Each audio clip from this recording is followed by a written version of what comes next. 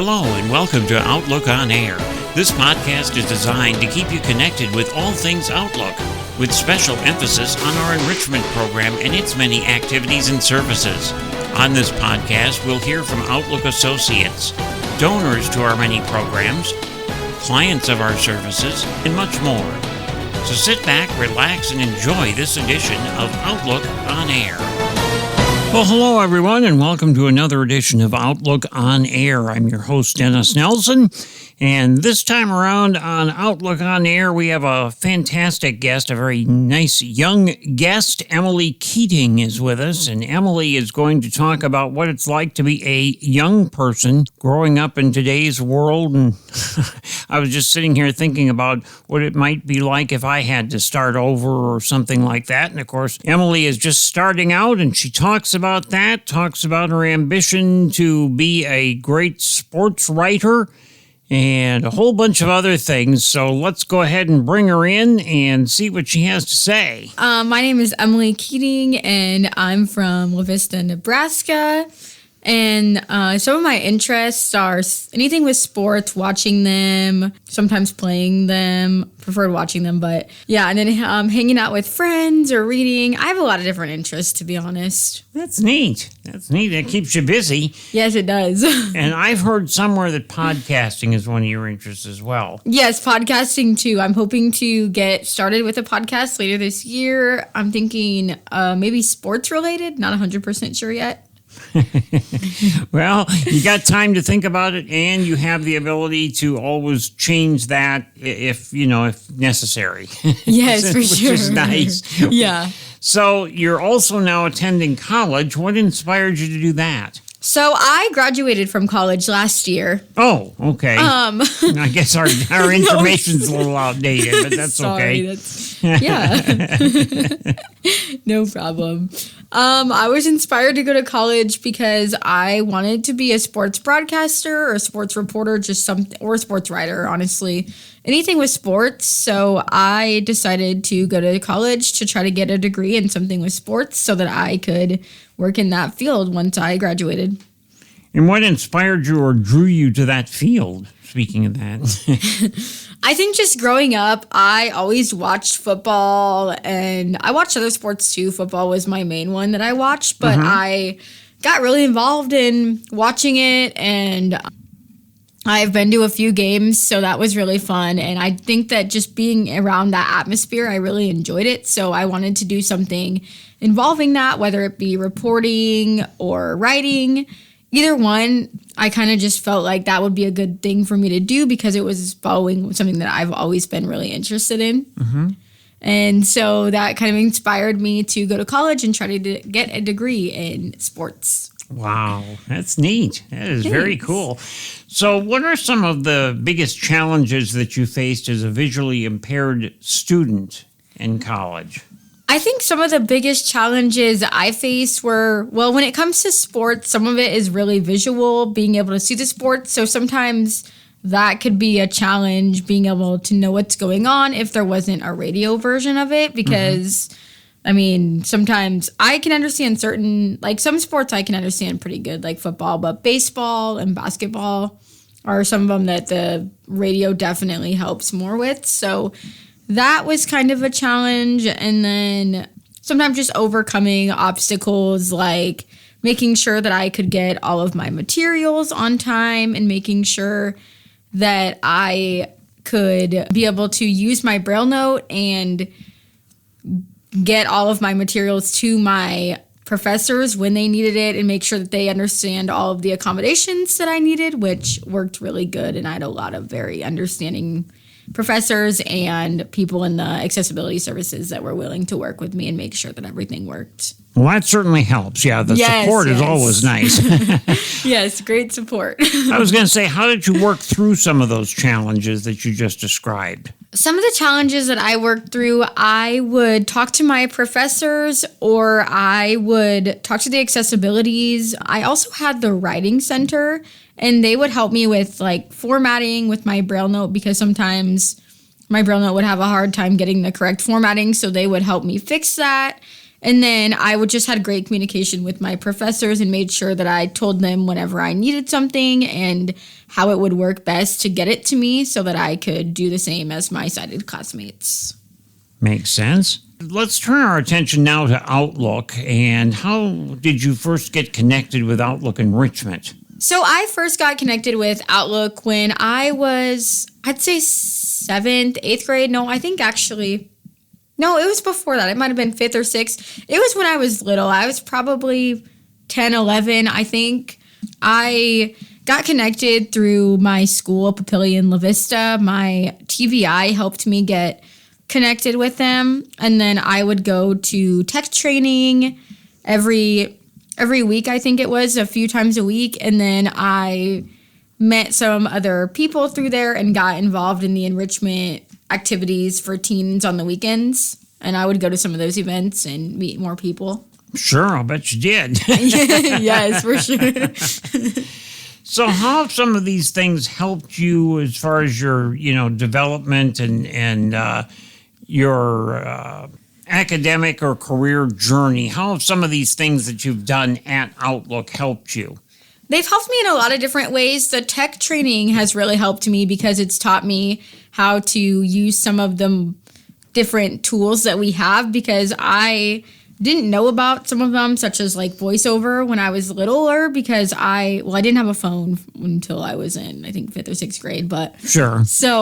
But then once I learned about VoiceOver and different technologies, that helped me so that I could connect those possibly with my Braille note later in life, which I didn't when I was littler, but when I got older. But then also seeing other blind people and being around other blind people. Because growing up, until I started with Outlook, I didn't know any other blind people. So it was just me. So then once I got to see other blind people and meet them and kind of see how they did things, I kind of learned a lot from them and watched what they did so that I could also learn how to navigate the world as a blind person, and kind of helped me feel like I had more people that understood how I felt, because growing up, like I said, I didn't have that until I came here. So that was great to have more people that understood how it felt. Just so you know, I didn't have a phone till after I got through college. Just a difference in the times, Yes, different generations. Yeah.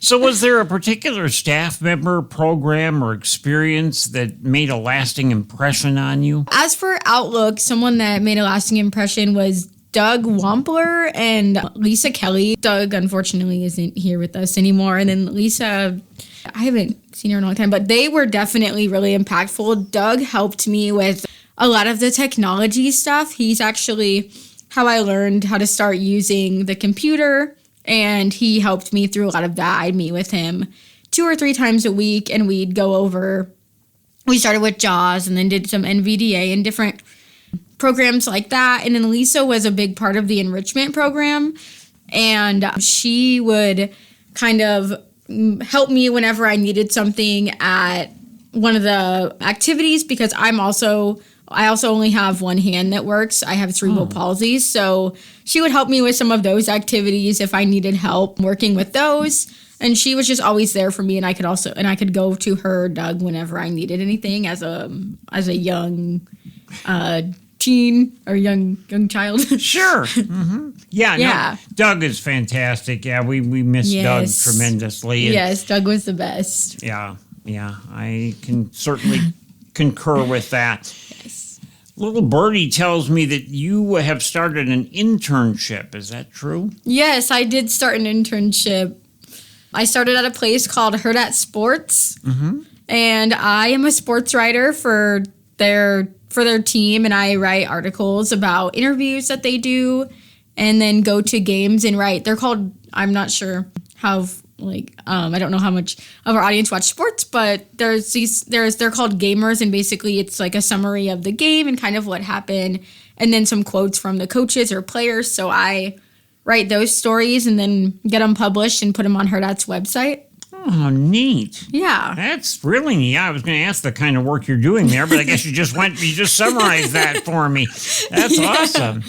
Yeah. And how did Outlook support you in this regard? Were they any impact as far as preparing you for, doing this kind of thing? Or Yeah, I actually worked with Kat, and she kind of helped me get prepared for job readiness, and she gave me some questions that they might ask during interviews so that she could help me prepare for getting a job like this, so that I would know what kind of questions to look out for, and how to give like my answers. And she just helped me get prepared for the job readiness with that program that Outlook has, which is great. Sure, Yeah. Absolutely. So what are you learning in your new role, in your internship, if you will, and how does it connect with your future career plans and aspirations? So I'm learning how to become a better sports writer, and kind of learning different ways and techniques that they use to write their articles. And kind of, I have an editor that helps me. He looks over my writing or my articles after I send it to him, and then he tells me some suggestions that he has of things that I could fix, and then I can follow his suggestions, and or that I do follow his suggestions, and then kind of make the article to my best ability. And then he gets it published on our website, which I did talk to him, and he's going to teach me how to do that later on in the internship, which I'm really excited for. But I think that this will help me in my future, because eventually I want to keep doing sports writing or sports reporting. So it's kind of getting me prepared for what it will be like if I get a job in that field, and it's kind of preparing me to know how to write, to improve my writing, to make it to my best abilities. And just learning from him and learning from my other coworkers have been great. I really love the internship. It's been a lot of fun so far. That's great. That's awesome. Yeah, I'm really, really, really glad for you. That sounds very exciting. And thank you. Are there any accommodations or supports that may have helped you along the way as far as, in the workplace? Have they had to do special things for you or not? They have had to help me a little bit with the editing, because my Braille note, sometimes it doesn't always put it in the correct format. It's a little, I think I've had it for 5 or 6 years. So it doesn't necessarily it doesn't necessarily format always the way that it needs to, or sometimes it will put double spaces between every word. So they kind of help me with that. And then just helping find other accessible ways to read a box score, because sometimes the way that those format, they're a little bit difficult with VoiceOver, because it will have all the names on one side going down and then all of their stats on the row, and it's kind of hard to keep up with. If, say, it was something like Joe Johnson is in line 7, and we had to go to row 3 to find out what his specific stat was in a category. It's really hard to memorize that, so we're working through that. And sure. They've been great at helping me find different ways to make things accessible and make it so that I can do the same job as everybody else. Hurrdat's awesome. Yeah, that is. That's great. I'm glad they're helpful. That's always nice. Yes, they're very helpful, and they're great. What advice would you give to other young adults who are blind or visually impaired, and maybe they're seeking a career, that kind of thing? They're thinking about college, for example, or any career options. What advice would you give to them? I would give the advice for if someone's going to college, I would say to follow your passion and do what you want to do, because if there's a will, there's always there's always a way. And I know it's kind of cliche, but it is so true. It's very true. As long as you have a great support group that can help you out, that will benefit you in so many different ways. Or even if you don't want to go to college, and if you want to go straight into a career, there's so many people out there who are willing and able to understand and help you along the way. And I think that any advice that I would give them is just go for it. Follow your dreams, follow your goals, and don't tell yourself, oh, I can't do this because I'm blind. You can do anything you set your mind to, as long as you work for it and you try, and you'll accomplish anything that you set your mind to. That's a good way to look at it, if you ask me. Thank you. What are your goals for the future, both personally and professionally? Personally, I want to get my own apartment and kind of be able to live on my own and do all of the things that other sighted adults do, and eventually, be able to like get my life all set up and just like in a good shape the way that other adults do, if that makes sense. Sure, absolutely. And then professionally, my goal is to keep working at this internship and then keep working in the sports field and hopefully stay as a sports writer, even like with Hurrdat. That'd be great. I'm hoping to keep that going, and it's been a lot of fun. So professionally, I just want to keep working in the sports field and making sure that I get better and better every day so that I can be the best sports writer or best sports broadcaster, whatever my role may be in the future at a company. I want to do the best that I can, and I'm taking this opportunity to learn and become better every day so that I can be the best version of myself and the best sports writer, the best sports broadcaster that I can be, so that I can hopefully show other, do it for myself, but also show other blind people that, you can do it. You can do whatever you set your mind to as long as you have a positive outlook, and just have a great support group like I do with all of my friends, family, plus Outlook, plus everybody from Hurrdat has also been great. So just having that support group has been great, and that's kind of my goals for the future, and I'm hoping that that will work out, and I'm excited for that. How many hours are you spending working at Hurrdat, by the way? So with my current internship, I can do anywhere between 16 and 32. So it's a really wide gap, but I'm trying to stay as high as I can, trying to get as many hours as possible so that I can soak up the learning and advance in my career and just keep that going. Well, that's awesome. Yeah, obviously you're doing it. So why do you think organizations like Outlook are important for young people who are navigating vision loss?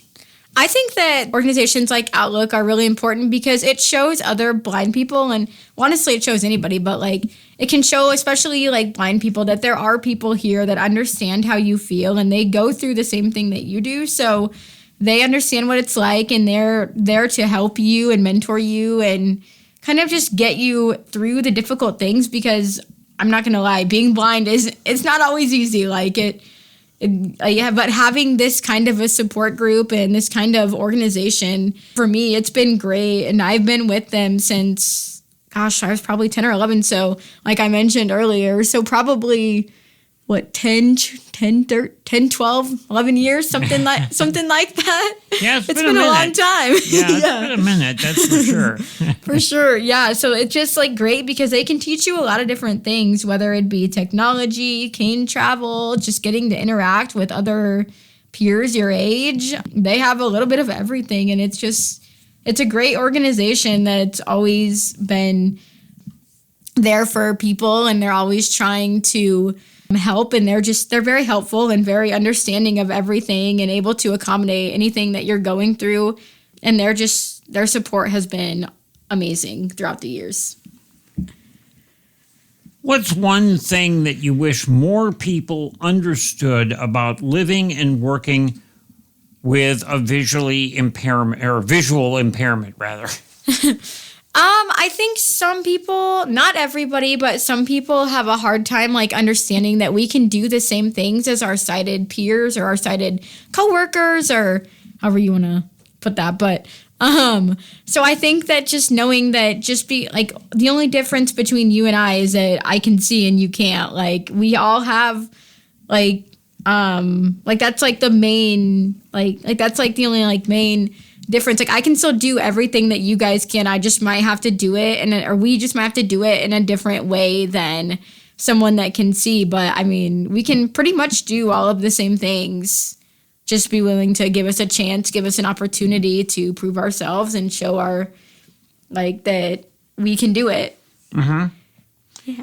Yeah, I think this final question that I have for you today, before I turn you loose to the rest of that mean world out there, you kind of answered this, but what message would you like to share not only with me, but with the community, supporters, or future clients of Outlook Enrichment? If you have one thing you'd like to say to all of those kind of people, what would it be?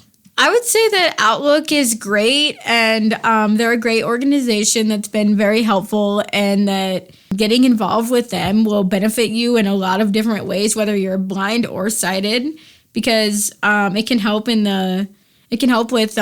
people with vision loss, because they can learn a lot, and they're always there to help. And even people that don't have vision loss, they're also very good at helping them, like showing how how Outlook does things, and kind of showing how we're able to overcome those obstacles. And I would say just whatever you have, any kind of goal for any blind people, any kind of goal, or any future clients, like come to Outlook, and they will help you along the way, and with all the support, and show you that anything's possible as long as you set your mind to it, and as long as you have the belief or faith in yourself, anything's possible. Don't let blindness deter you or make you second guess yourself or not want to do something. It's an obstacle that you can overcome, and it takes time and it might be hard, but eventually the light at the end of the tunnel is there, and it definitely is something that people can overcome. And Outlook is just amazing with their help and all of the things that they do here. What an inspiring message, and I hope it resonates with a lot of folks, maybe folks on the fence, kind of trying to make that big decision, decide if they're going to come here, that kind of thing. Yes. You certainly are a shining example of someone who has been here for quite some time, as you say, and yes. known a lot of folks, and you're always very active every time you're here, and you have a way of keeping me even busy, I try, Dennis. I try. You certainly do. And I just want to take a moment to thank you for being here with us today. Certainly appreciated everything you had to say. I thought you had some very nice comments, and certainly enjoyed having you on the podcast today. Yeah, thank you for having me. I appreciate it. I love coming on anytime. And now you can say you've done yet another podcast. Yes, true. So, add that to my resume. Yes, add it to your resume. That's right. Add this one to your resume. You succeeded. You answered all the questions, and we really appreciate you being here, Emily. Yes, thank you. All things Outlook on Air. Since several months went by since we did that interview with Emily, I brought her back in to find out if any updates have happened in her busy young life. For example, the first question I asked her was, did the internship with Hurrdat turn into a real job? I will find out Friday. Friday? Oh, yeah. My goodness. So the job with Hurrdat it's been going really good, and next week probably would have been perfect for timing, but that's okay. That's great. So it sounds like it's probably going to happen and be a full-time gig. Is that the idea? I'm hoping so. Oh, that's wonderful. I love it there. It's so much fun.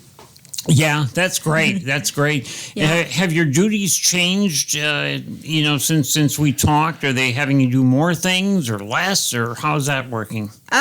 So it's kind of not really changed, but just a little bit adding more on. So in June, I wasn't going to as many games just because of the timing, but now that football season and volleyball season are in full swing, I've been covering a lot of football, high school football, and some high school volleyball, and going to one game a week usually is what I do. Oh, that's neat. Yeah. Yeah, that's great. That is very good. Any other updates to what you've already told us that you haven't told us or want to share with our listeners? It's been a lot of the same. Got to interview with some of the interviews have been pretty cool. I did Kenny Bell, you guys know who that is, from Nebraska Huskers, got inducted into the Hall of Fame. So I got to sit in on that interview. And then I got to write this story about his interview. So that was really cool. That was one of them. And then the Crawford interview, I didn't get to go to that one, but I got to write about it. So that one was fun to write about. this is probably some of my favorites. That's awesome. That's Yeah, awesome. Yeah, that's very neat. Now, can our listeners actually access some of these things that you're writing and doing? Is there a place we can go to actually see some of this material that you're putting out? Yeah, the listeners can go to hurrdatsports.com, and that's where all of like my articles are. Yeah, then you can read them, and I know there's a few of them that have like pictures on them, and I think it describes the pictures too. At least one of them, I know it has a description of the pictures. So, well, fantastic. Yeah, that will probably help with that. Sure. No, that's it's super cool how they do that. Our editors and everybody there is amazing. Well, that's good. Yeah, because it would be fun to follow your progress, away from the podcast and just see what you're doing and that sort of thing. So yeah, that would be great. And I'm glad I wanted to make sure I asked you that, because it's like we're hearing about all these wonderful things you're writing, but I never get to see them. So, so that would be good. That would be wonderful. Yeah, it gives you a real opportunity to meet a lot of very important people in the world of sports, which I think is very nice. It's always nice to network, even indirectly. Yeah, the networking has been great, and getting to talk to some of the people in high school. And then one of them that I talked to, the West Side quarterback, his dad played a few years in the NFL, so it was cool getting to interview his dad too about the progress that his son's made and all of the like learning about his son, and just getting to write about the athletes has just been great. Getting to share their stories, I love that aspect of it. That's fantastic. Yeah. Like I say, any other changes? How's the podcasting desire going? Are you doing any of that to help this along, or not yet? The desire is definitely there, but the actual podcasting, it's been so busy with work. I haven't really got a chance to do a ton with the podcasting, but hopefully that will eventually come along. I don't know when, but sure. Eventually. Sure. That's the goal. Well, that's good. That's great. Well, I just thought it would be fun to take a moment here and kind of get a little update, just because that interview did go back a few months, but it was a wonderful interview. You did a great job. Thank you. And I just thought this little update portion would be nice to add on. So, like I said, I wouldn't keep you all morning or anything like that. And I guess you have to be to work pretty soon, speaking of work, don't you? Yeah, plan is to start at 10. All right. Well, we're going to let you do that. And again, Emily, as always, thank you so much. You'll get to hear yourself here on the podcast and enjoy that as well. And you can learn all those little extra tips for when you start doing podcasting. So, oh, yeah, for yeah, sure. That's going to be good. All right. Well, once again, thank you so much for coming by. Thank you for having me. Appreciate it. Well, folks, I'm afraid that's all the time we have for this edition of Outlook on Air, but we certainly hope you've enjoyed the program. We hope to see you back here again for another edition of Outlook on Air. And if you'd like more information about Outlook Enrichment, or anything Outlook for that matter, make sure you visit our website at www.outlooken.org. That's www.outlooken.org. Or you can always call us for more information or to schedule any kind of an appointment at area code 531-365-5051. That's area code 531-365-5051. And don't forget to subscribe to our monthly newsletter so that you can find out when the next podcast is available. And we hope to see you then on the next edition of Outlook on Air.